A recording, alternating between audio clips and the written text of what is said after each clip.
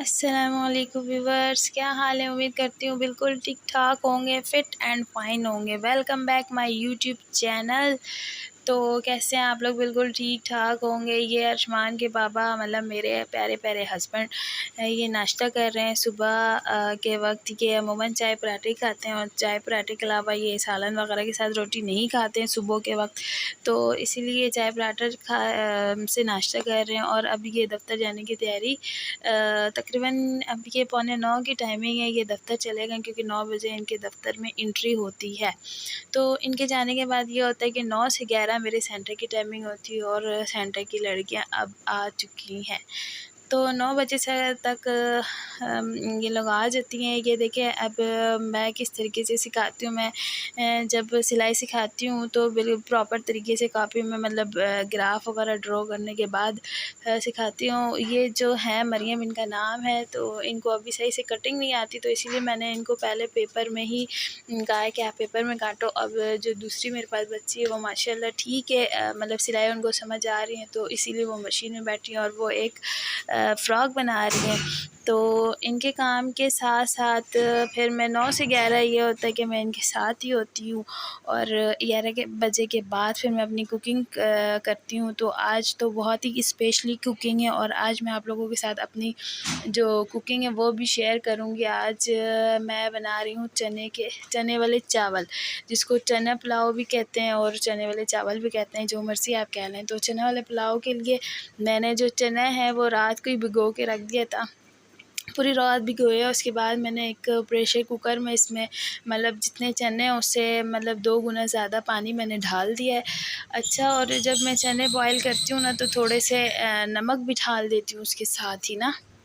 तो तकरीबन 20 मिनट के लिए मैंने चने को प्रेशर कुकर में डाला है ताकि सही से सॉफ़्ट हो जाए। अब ये देखें जी, चना बिल्कुल गल गया है, बिल्कुल सॉफ़्ट हो गया है। तो अब मैं चने को निकाल लूँगी, हटा दूँगी। उसके बाद मैंने तकरीबन 2 से 3 प्याज़ कटिंग की। कटिंग करने के बाद मैंने गरम तेल में प्याज को डाल दिया। ये मेरे मतलब अपने तरीके, हर बंदे का अपना-अपना स्टाइल होता है, खाना बनाने का अपना-अपना तरीका होता है, कुकिंग स्टाइल भी होती है लोगों की। तो ये मैं जैसे बनाती हूँ इसीलिए मैं आप लोगों के साथ रेसिपी शेयर कर रही हूँ। अब मैंने प्याज डाल दिए और सारे मसाले जो मैं इसमें डालूँगी, ज़ीरा, मिर्च, नमक, हल्दी और कुटी मिर्च और सारे जो मसाले हैं वो मैंने रख दिए हैं। उसके बाद अदरक लहसुन का पेस्ट। अच्छा, अदरक लहसुन के ऐसे कलर हो गई क्योंकि मैंने पहले से मतलब 1 दिन पहले ही मतलब इसे ग्राइंड कर दिया था, इसीलिए ये कुछ कलर इसका आउट हो गया है। अगर ताज़ा-ताज़ा करो ना तो फिर कलर भी ठीक रहता है और फिर उसका जायका भी ठीक रहता है ना। अभी हमारा प्याज़ जो है ब्राउन होने लगा है। तो ये देखें जैसे ही प्याज़ मतलब फुल ब्राउन नहीं हुआ है ना, ये प्याज़ हल्के-हल्के से कच्चे पके हैं, तो इसके ऊपर मैंने अदरक लहसुन का पेस्ट तकरीबन 2 से 3 चम्मच मैंने डाल दिए ना। तो मैं प्याज़ के अंदर ही कुछ मतलब प्याज़ के अंदर ही जो मुझे अदरक लहसुन के पेस्ट डालना होता है ना, तो मैं वो डाल देती हूँ। अच्छा, मैं पूरा ब्राउन नहीं करके डालती हूँ, पूरा ब्राउन करके डालूँगी तो फिर वो जो मसाला जो तैयार होगा उसका शक्ल अजीब सा काला काला सा हो जाएगा। हमें ब्राउन शेड में चाहिए, तो इसीलिए मैं प्याज को कच्चे पक्के पकाने के बाद इसमें सारे मसाले डाल दिए, नमक मिर्च सारी चीज़ें डाल दी। उसके बाद जब ये मसाला तैयार हो गया तो मैंने इसके ऊपर से टमाटर डाला है ना। मसाले को अच्छी तरीके से भुनाई करें। अच्छा, खाने का जायका सबसे बड़ी बात ये होती है कि जब तक आप खाने में सही से आप भुनाई नहीं करते हो। अच्छा, बुनाई का मतलब ये होता है कि जब आप जो सारी चीज़ें डालते हो ना, प्याज और टमाटर, अदरक, लहसुन, तो ये होता है कि तेल आपको छोड़ देना चाहिए, जो आपका पतीले का तेल होता है। ये देखें अब जो ये मैंने इसके अंदर तेल डाला है ना, जो ऑयल, वो ऊपर ऊपर से आपको नज़र आ रहा होगा और बिल्कुल भी आपको खड़ा खड़ा कुछ नज़र नहीं आ रहा है। उसके बाद मैंने इसके अंदर चने डाल दिए। अच्छा, सारे मसाले बनाने के बाद मैंने चने डाले हैं ना। मैं ऐसे ही करती हूँ, सारे मसाले बनाने के बाद मसाला जब सॉफ़्ट हो जाए तो फिर मैं चने डालती हूँ। चने डालने के बाद भी मैं इसकी थोड़ी-सी भुनाई करती हूँ ताकि चने जो है वो अच्छी तरीके से मसाले में मिक्स हो जाए और मतलब जायका आ जाए खाने में। पूरी कोशिश होती है कि खाना अच्छे से बने और जायका आए। तो इसीलिए आप देखें इसमें मैं मतलब अपनी ज़रूरत के मुताबिक इसमें पानी डाल दी हूँ। पानी के बॉयल आने के बाद मैंने चावल डाल दिए। अब चावल ये है कि चावल कुछ तैयार हो गया है, तो इसको मैंने फिर थोड़ी देर दम भी दिया था ना, तो वो हल्के-हल्के सॉफ्ट मतलब धीमी सी आँच में मैंने रख दिया था। आँच जो है जो फ्लेम है वो स्लो कर देते ना। उसके बाद मैं अरशमान के बाबा के आने की टाइमिंग हो गई थी, तो मैंने कहा जल्दी से मैं सलाद की चीज़ें काट दूँ, प्याज़, टमाटर, खीरा, मिर्च। मैंने कहा जल्दी से मैं सलाद भी तैयार कर दूँ। ये लें जी, अब मेरा ये सलाद भी तैयार हो गया और साथ ही मैं जो चावल में दम लगाने थे वो भी लगा दिए। अब अरशमान के पापा के आने का बहुत टाइम करीब आ गया। वो जैसे ही आएंगे फिर मैं खाने वगैरह लगाऊंगी। तो अब ये दिन के खाने का टाइम हो गया, लंच टाइम है, तो अरशमान के पापा घर भी आ गए और फिर मैंने जो अपने चने वाले पुलाव थे, चने चावल थे, वो मैंने इनके सामने रखा। और अलग से मैं चने का सालन इसीलिए बनाई हूँ क्योंकि अरशमान के पापा का ये है कि वो फिर चावल के ऊपर ढाल के सालन भी खाते हैं।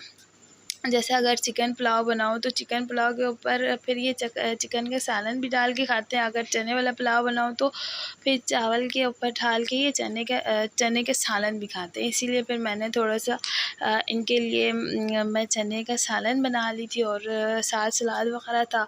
तो ये है कि खाने की खुशबू बहुत मज़े की आ रही थी और मतलब ज़ायका भी बहुत अच्छा था, बहुत मज़े का बना था। आप लोग भी इस तरह ट्राई करें, देखें फिर कैसा बनता है, क्योंकि मैं तो भी बनाती हूँ मतलब चने वाले पुलाव बनाती हूँ तो ऐसे ही बनाती हूँ ताकि मेरी जो मेन बात होती है कि मसाले वगैरह लगूँ, कि जब तक मसाले की सही से भुनाई नहीं होती फिर खाने में ज़ायका नहीं आता। तो अरशमान के बाबा खाना वगैरह ले लिए, सारी चीज़ें मतलब चावल भी डाल लिए इन्होंने। अब चावल के ऊपर ये है मतलब चने वाला सालन भी डालते हैं ताकि वो कहते हैं ना, फिर चावल के ऊपर सालन डाल देते हैं तो फिर सही हो जाता है, मतलब ज़ायका आ जाता है मसाले का ना। तो इसीलिए फिर ये जल्दी खाना खा रहे थे, इन्होंने जाना भी था। असल में दफ़्तर ये वापस गए हैं क्योंकि इनके दफ़्तर में कुछ काम, दफ़्तर में कोई काम के सिलसिले में इन्होंने फिर वापस जाना था, तो ये वापस चले गए। अरशमान के रिक्शे के पीछे गया, लेकिन ये जा चुके थे और फिर वो बहुत ज़्यादा उदास हो गए थे और अपने बाबा से नाराज़ भी हो गया था। जब ये घर वापस आए तो अरशमान की ज़िद थी कि बाबा मैं बाज़ार जाऊँगा, और फिर नाराज़ भी था। तो इन्होंने सोचा कि अरशमान को मनाने का एक ही हल है, इसे बाज़ार लेके जाएँ, क्योंकि वो बाज़ार जाता है तो बहुत खुश होता है। तो अब हम रात के तकरीबन 8 सवा 8 बजे हम अरशमान को लेके बाज़ार जा रहे हैं ताकि अरशमान थोड़े से खुश हो जाए, हैप्पी हो जाए और अपने बाबा से दोस्ती भी कर ले। अहम बात तो यही थी कि अरशमान अपने बाबा से दोस्ती कर ले, जल्दी-जल्दी दोस्ती के लिए हाथ बढ़ाए, लेकिन आपको पता है कि दोस्ती करना इतनी आसान और मामूली बात नहीं है, कुछ खिलाना-पिलाना भी पड़ता है। तो अरशमान के पापा बिल्कुल यही कर रहे हैं, अरशमान को मनाने के लिए और उससे दोस्ती करने के लिए बाज़ार लेके जा रहे हैं ताकि अरशमान जो है इनसे दोस्ती कर ले, क्योंकि नाराज़ हुआ था। और ये कह रहे थे कि अरशमान जो कहेगा वो मतलब अरशमान का वैसे तो फ़ेवरेट बर्गर और चिप्स है, तो लेकिन आज इसने आइसक्रीम की फ़रमाइश कर दी। क्या पता इसे आइसक्रीम खाने का दिल था, तो इसीलिए इसने कहा कि मैं आइसक्रीम खाऊँगा।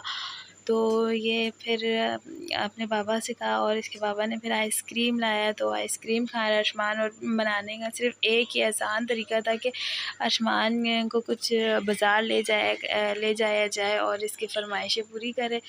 तो अरशमान माशाल्लाह फिर खुश हो गया था। जब ये चले गए थे तो बहुत ज़्यादा उदास हो गया था, क्योंकि ये अपने बाबा से बहुत ज़्यादा टच है, बहुत ज़्यादा वो करता है। और अरशमान इधर आपको हेलो कर रहा है सारे को। तो आइसक्रीम खाया था और भी बाज़ार से बहुत सारी चीज़ें लाया था कि फिर मैंने कहा था आप घर जाके ही खाना। तो बाज़ार में फिर आइसक्रीम खाने के बाद फिर हमें वापस भी आना था, क्योंकि हम लेट हो गए थे और अचानक फिर हमारा बाज़ार जाना हो गया था। तो इसीलिए आइसक्रीम खाने के बाद बहुत सारी चीज़ें ले लिया था कि घर जाके खाऊँगा। तो इसीलिए इसके पापा ने बहुत सारी चीज़ें दिला दी थी कि आप घर जाके ही खाना। अरशमान क्या खा रहे हो? ये अरशमान कोको खा रहा है। कोको खा ले हो। मुझे भी दोनों। मुझे दोनों। दोनों। आप अपने व्यूवर्स को देंगे? आप अपने व्यूवर्स को देंगे? ये देखो। अमन आप पूछिए व्यूवर्स, आप खाएंगे? खाइए ना। खाए? इधर दो ना, इधर इधर इधर इधर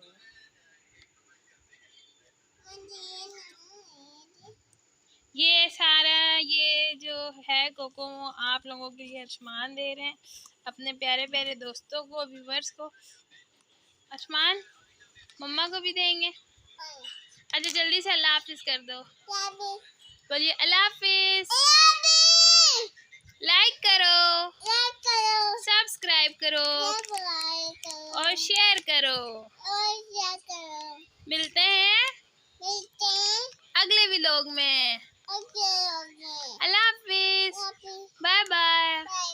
साथ रहना, जुड़े रहना।